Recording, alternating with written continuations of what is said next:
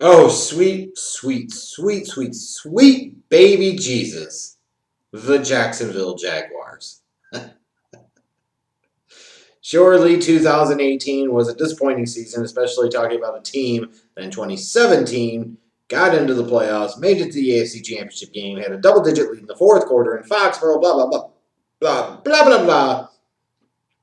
But reality came crashing back down on them, reminding everybody they're still the Jaguars.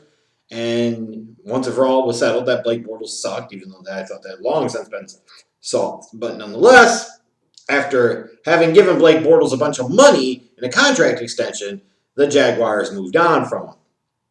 And in the process to replace him, they went out and signed Nick Foles away from the Philadelphia Eagles. And then, of course, paid him an above market deal because they wanted to make a statement, which is exactly the type of dumb dick maneuver you would expect from general manager David Caldwell. But you got rid of Bortles, you bring in Nick Foles, a guy with championship pedigree, championship experience, some big game, big performance experience. You look at that as potentially a very positive thing.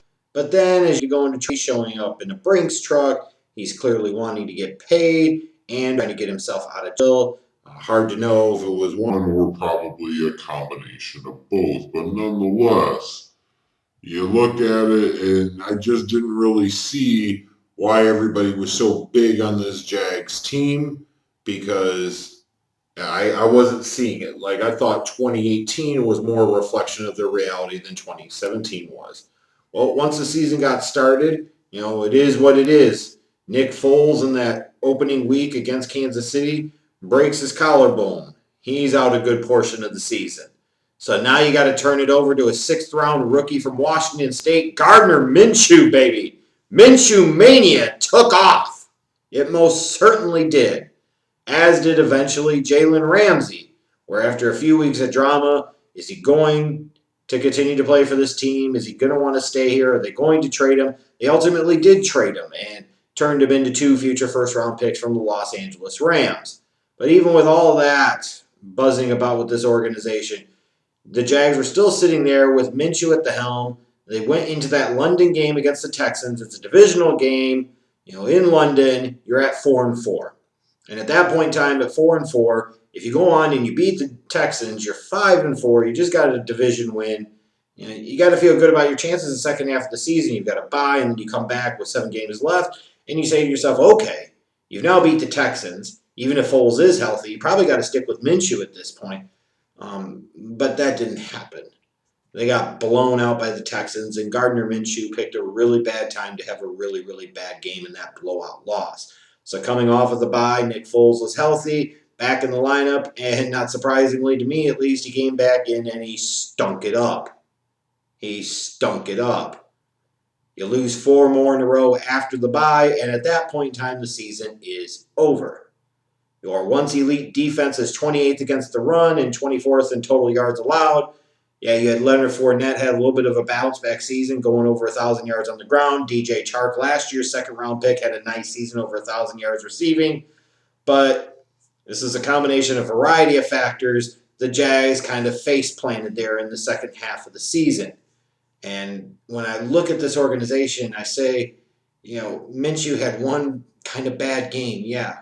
But you immediately pulled him to put Foles back in when you had actually found a little Minshew, and look what happened. You could argue, along with that really bad defense, it ended up costing you the season, and it feels like it certainly did.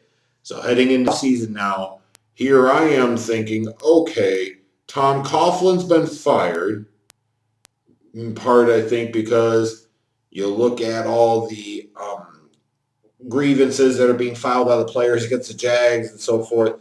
He needed to go. But Doug, who has 1 winning season in 3, and David Caldwell, the general manager, who hired Gus Bradley, who failed, who hired Doug Marrone, who ultimately is failing, who you trusted so much that you had to bring in Coughlin because you didn't believe in David's full ability to be a job. You wanted more oversight.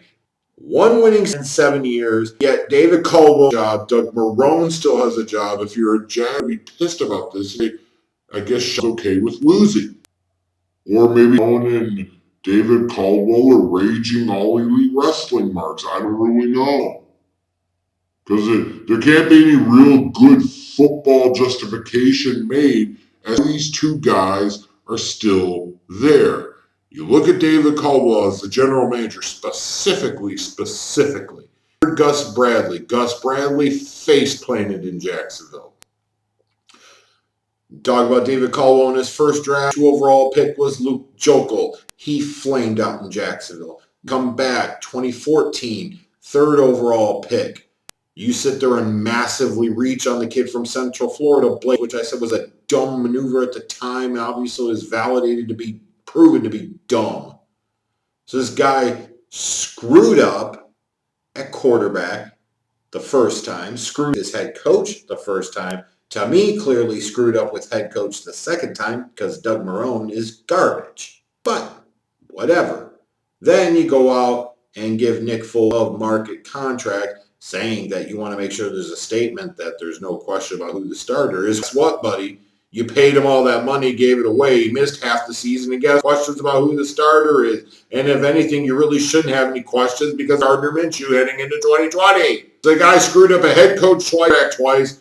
The 2 most important decisions he's had, he screwed him up twice. 1 winning season in 7 years. How the hell does he stop? I'm just saying. But he does.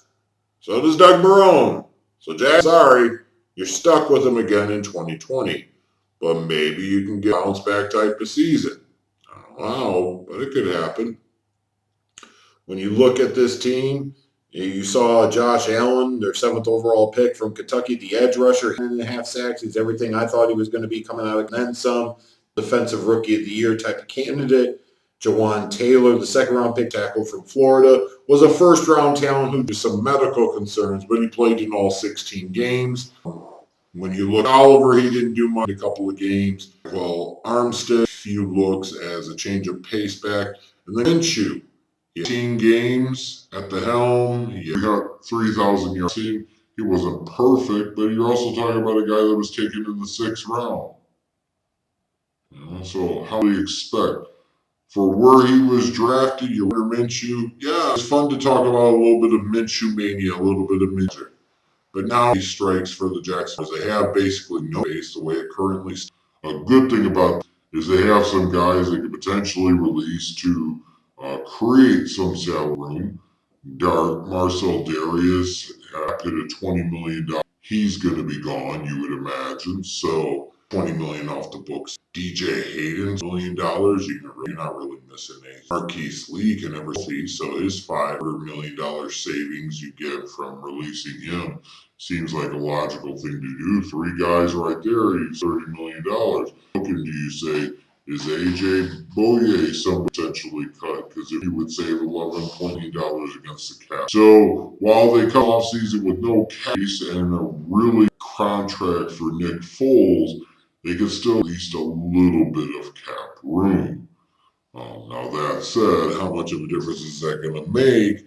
I don't really know. How much are they really going to be able to make with even less $1 million as a cap space? And probably not a bunch. And really considering they got a major decision to make with Yannick Ngakoue, edge rusher, former 3rd-round pick from Maryland. He's a guy that's an impact player. He's a guy that you wonder, did you draft Josh Allen overall to him, or did you draft Josh Allen to replace him? Now, Ngakoue may potentially end up getting the franchise. He may end up just getting a deal with the Jaguars, be allowed to test free, and ultimately go elsewhere. But he is going to be the biggest free agent decision this team has from a roster construction standpoint in the offseason. Not sure which way they're going to go. It's going to be no at this point. We're still a little bit away from free agent. In terms of NFL draft, they've got 2 1st-round picks, their own at pick number 9. Picking in the top 10 again, David Caldwell. Gee, imagine that. Yet he still has a job. And then the pick they got from trading Jalen Ramsey, which is 20th overall from the Rams. Then they pick in each of the rounds, 2nd, the 3rd, the 4th, got a couple of 6th-round, 7th-round pick. But they need to get some work, especially with that extra draft pool that they have. Get some impact guys into the fold for 2020.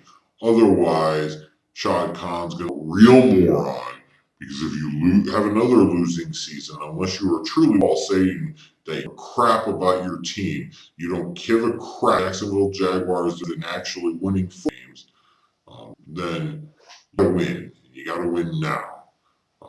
Then you gotta pull on this roster. First, I look at wide receiver. DJ Chark went over 1,000 yards. That's great, but what else do they really truly have?